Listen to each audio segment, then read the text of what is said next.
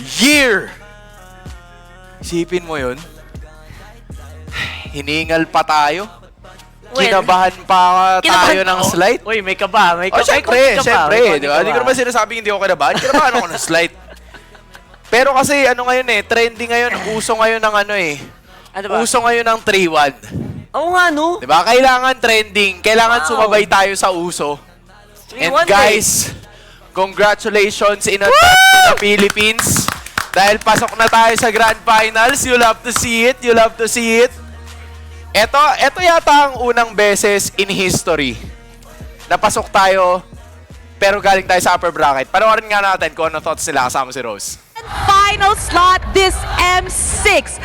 Fnatic Onyx Philippines on a quest to get another championship for the Philippines. And right now we have Kelra and Coach Why Not with me here. Hi guys, congratulations. Thank you. Kelra, are you happy? Grand finals already. Medyo.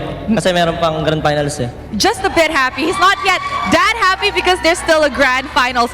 Okay, now coach, we all know that the journey to get into grand finals of M6 is definitely not easy. Maybe you can share with us about the challenges you guys have faced throughout this journey.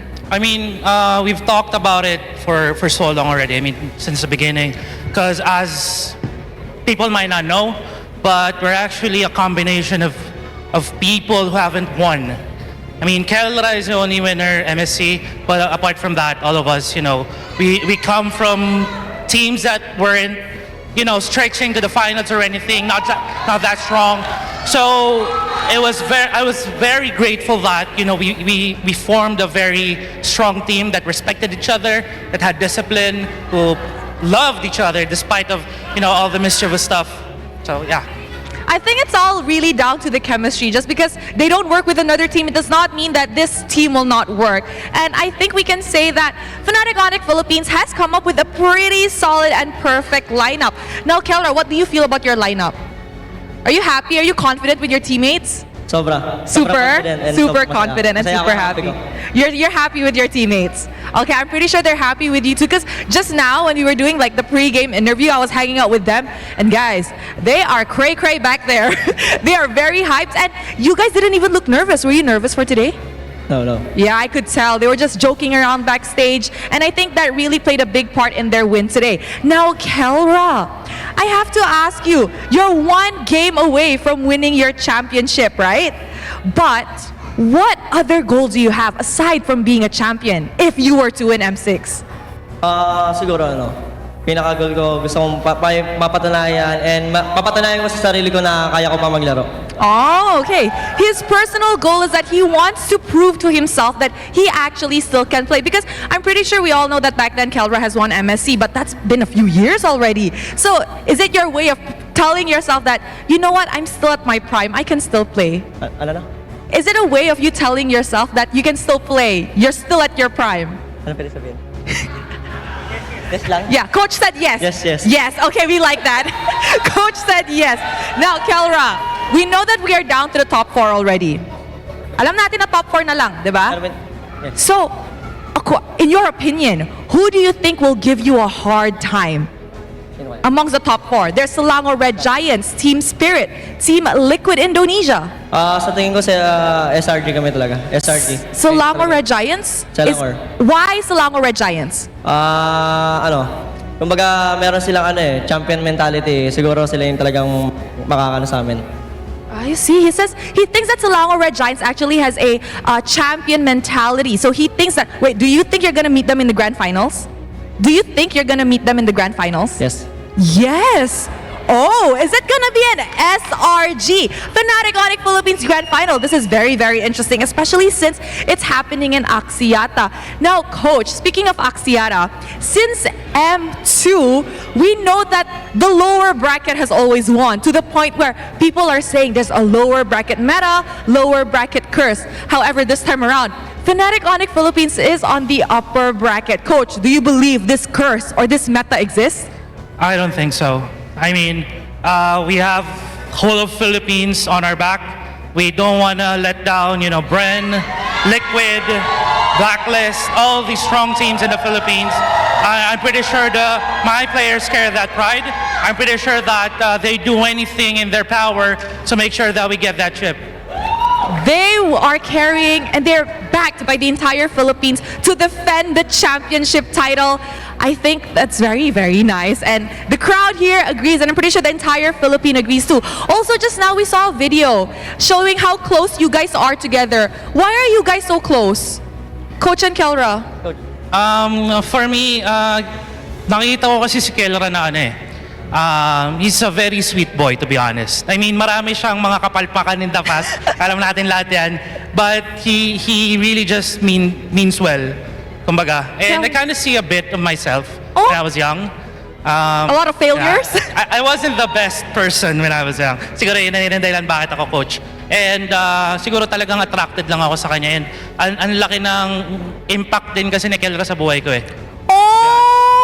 Oh my God, this is so heartwarming. He says that he sees Kelra in him when he was younger. And he even said that the reason why he believes in Kelra so much is because as much as Kelra has messed up a lot and failed a lot in the past, you know, he's still here. Kelra, what do you have to say to that? Are you gonna cry? Coach is being so sweet right now.